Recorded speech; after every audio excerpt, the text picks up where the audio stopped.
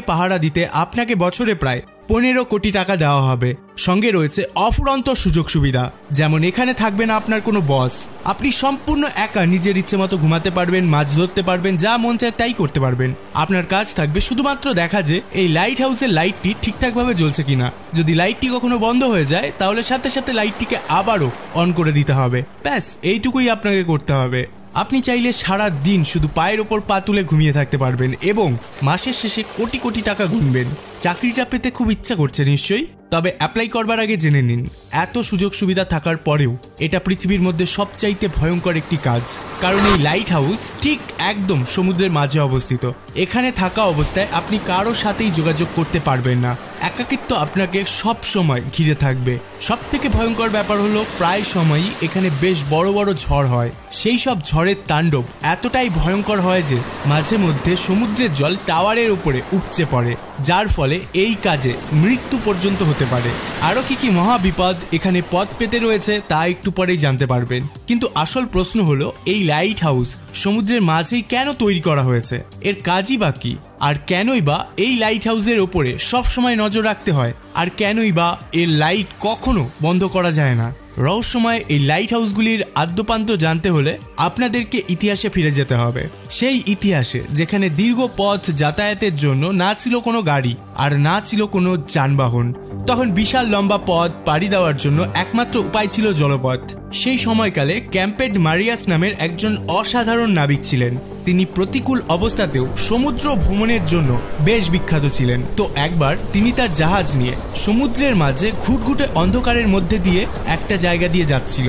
ঠিক তখনই সমুদ্রের নিচে থাকা একটি বৃহৎ আকার পাথরের সাথে জাহাজের ধাক্কা লাগে।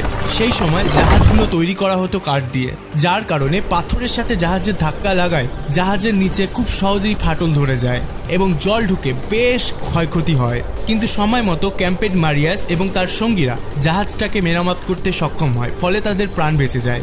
এই দুর্ঘটনার পরেই ক্যাম্পেড মারিয়াস এর একটি সমাধান খুঁজতে থাকেন। তিনি এমন কিছু তৈরি করতে চাইছিলেন যার মাধ্যমে জাহাজের নাবিকেরা এই সব বিপদ থেকে আগে থেকেই সতর্ক হতে পারবে। কিন্তু এখানে মহা দুশ্চিন্তার কারণ হয়ে দাঁড়ায় প্রশান্ত মহাসাগরের বিশালতা। কারণ প্রশান্ত মহাসাগর এতটাই বড় আর বিশাল যে যদি 7টা মহাদেশের সম্পূর্ণ ভূমি একত্র করা হয় তবুও প্রশান্ত মহাসাগরের আয়তনই বেশি থাকবে। হাজার হাজার বছর আগে যখন নাবিকেরা এই বিশাল সমুদ্র পাড়ি দিয়ে যাতায়াত করত, তখন তাদের সমুদ্রের নিচে থাকা কোনো কিছু সম্পর্কেই কোনো ধারণা থাকতো না। এমনকি তাদের সামনে থাকা রাস্তা সম্পর্কে তাদের কোনো আইডিয়া থাকতো না।